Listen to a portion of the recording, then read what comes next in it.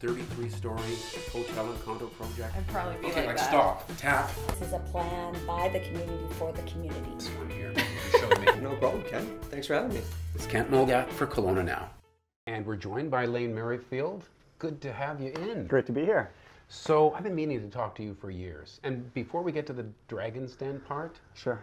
I want to start with those early days when you and some of your friends, co-workers, came up with the beginnings of what became Club Penguin. Mm-hmm.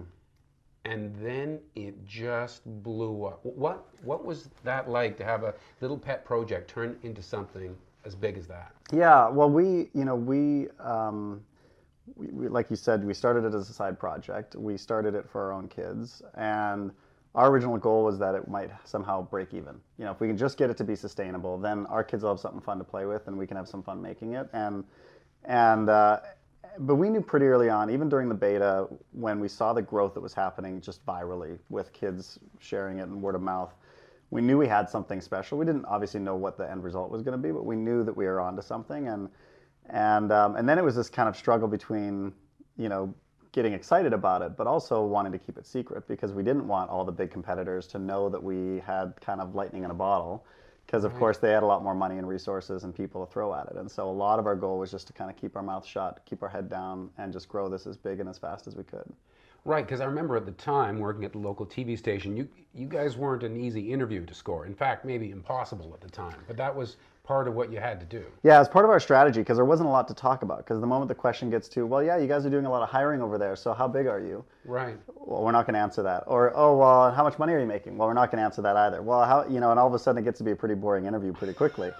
and we have a philosophy, and the philosophy kind of rang throughout the whole company. And it was really, and it was simple. It was, if it doesn't matter to an 8-year-old, it doesn't matter.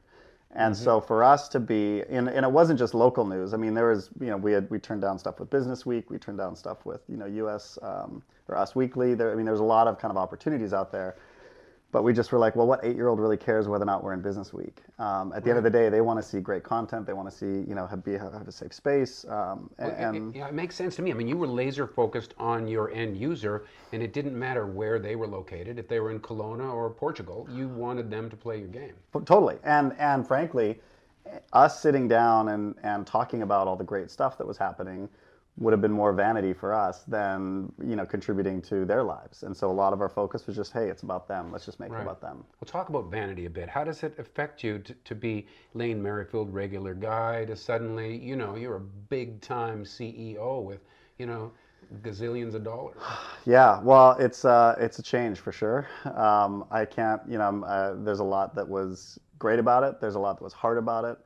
You know, you of course you gain a lot of new friends that you didn't know you had, and sadly you even lose a few who were just like, hey, I can't really handle this right now, and I get it. But it's a transformation that you go through. Radical transformation, and you know, keep in mind I was 28 years old, so that's tough to handle. How to, you know, to keep your bearings. It is. I mean, I think the thing that was good for me is, you know, a few things. Obviously, I had a great family, which helped keep me sane because I was just little Lane to them, or just dad, or just, you know, and so I think that helped a lot. I think the other thing was the focus that we had on the business and on growing the business. You know, I was totally consumed with that. So I didn't have a lot of time to go buy a bunch of toys or go kind of, you know, goof around and show it off. It was really about saying, okay, waking up every day and just continuing the plug. And I stayed at Disney for 5 years after the acquisition, continuing to grow it and focus on it. And I think it was a good kind of healthy distraction. So then eventually Disney buys you guys out for a dizzying amount of money, but you didn't just, you know, buy an island.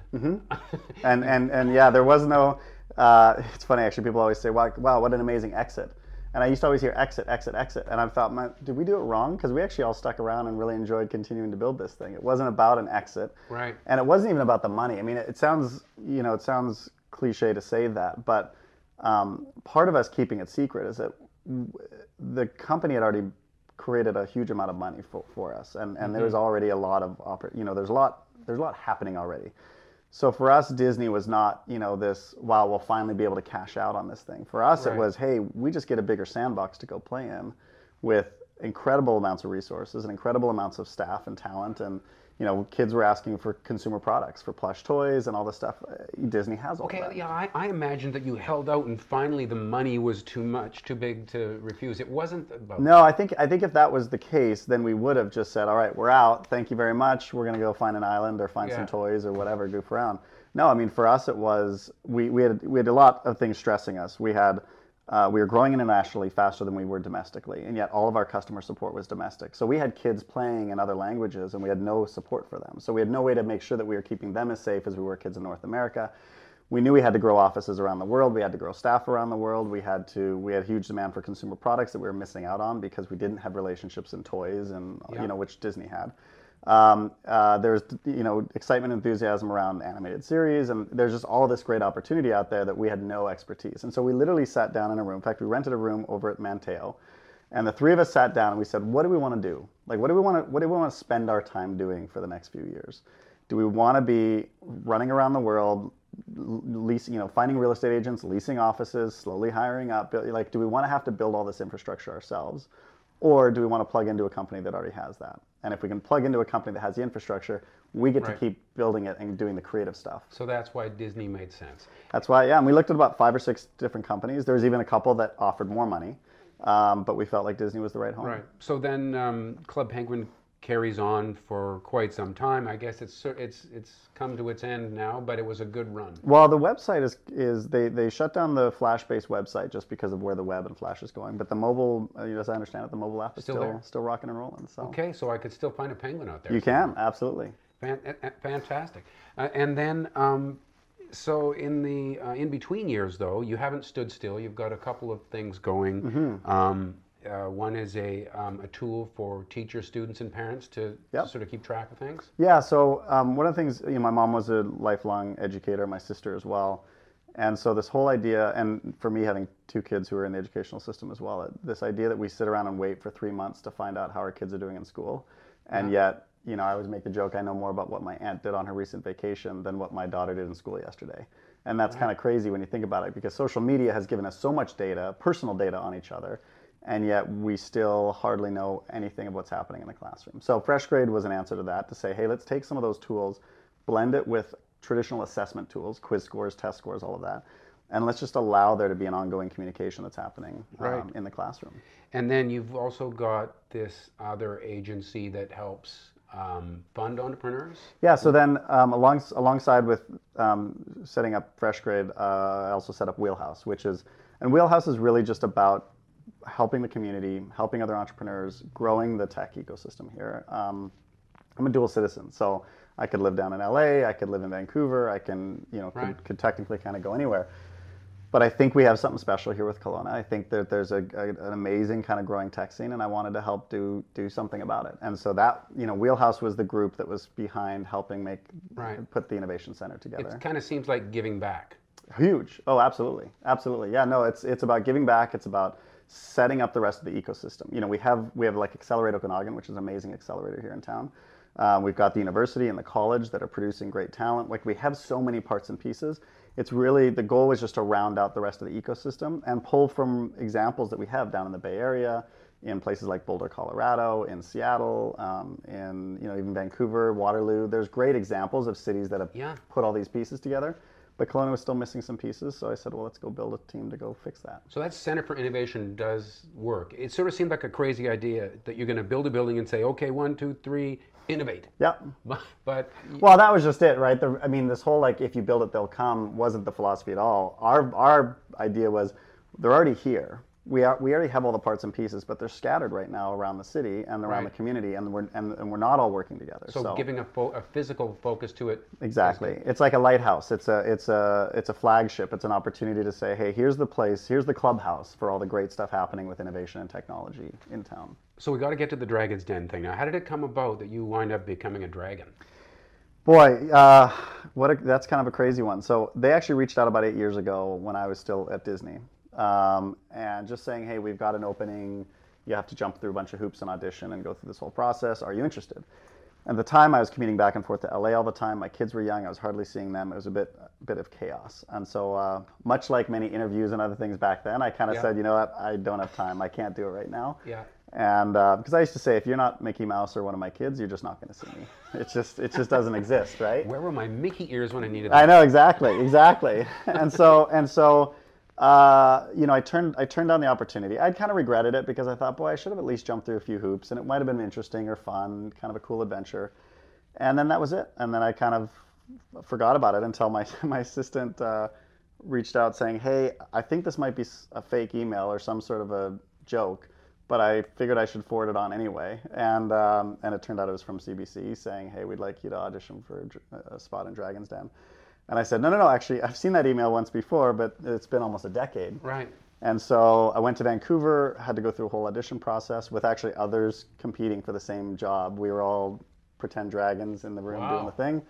Then I, kind of ended up getting to the next level where I was brought out to Toronto, met with a bunch of the producers and stuff there, and then I got the call. So what do you figure won you the job? Is it your credentials, or is it how you handle yourself when it's happening? Yeah, boy. I mean, I don't know the secret sauce that they look for because we're all very different people and personalities. Obviously background helps. The fact that I have experience in the tech scene and in the kind of investing scene, doing investments through Wheelhouse. The fact that I've been an entrepreneur and I've gone through that whole journey. Some of the things that they liked was understanding how to scale a company, right? Club Penguin went from 4 employees to almost 200 employees in 18 months.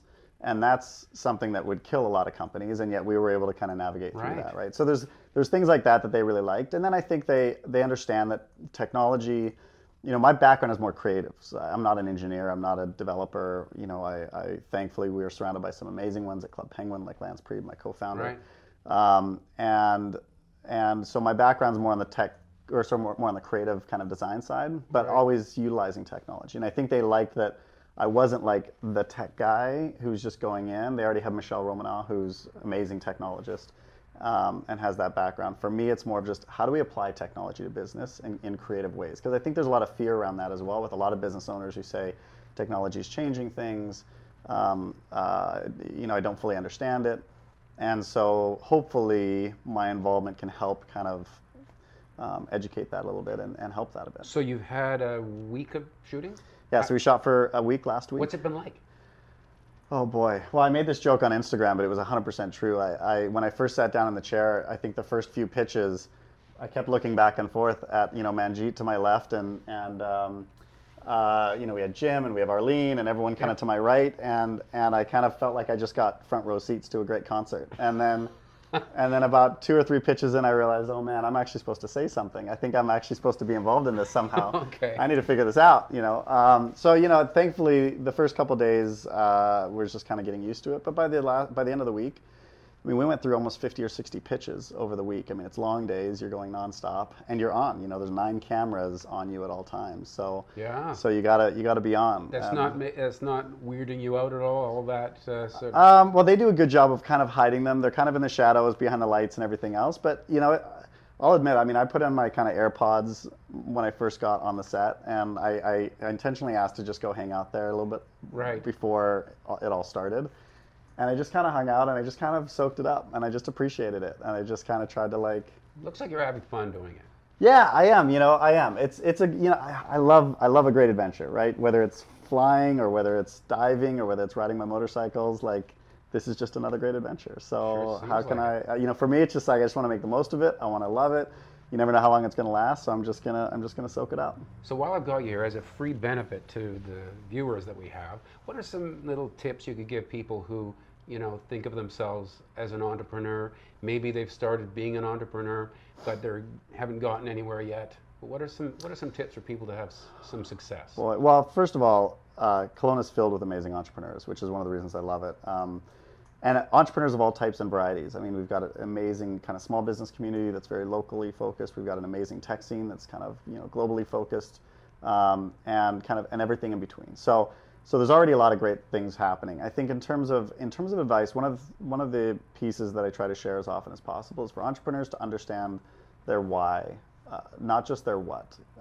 Sometimes people will be opportunistic. They'll see an opportunity, they want to be a part of it, they think there's a lot of money there, and so they'll start chasing it. And before you know it, they've thrown a bunch of their money behind it, they've thrown friends and family's money behind it, And all of a sudden, the reality of being an entrepreneur, which can be really crappy sometimes and exhausting and lonely and isolating, sets in, and they wake up and they start going, man, I don't really want to do this anymore. I don't really know why I signed up for this. Right. And meanwhile, the pressure of everything that they've put towards this, sometimes keeps them going for the wrong reason. So I always, whenever anyone comes to me with an idea, it's like, oh, I've got this great idea and I want to get your thoughts on it. My first instinct, my first question is always, so why are you passionate about this?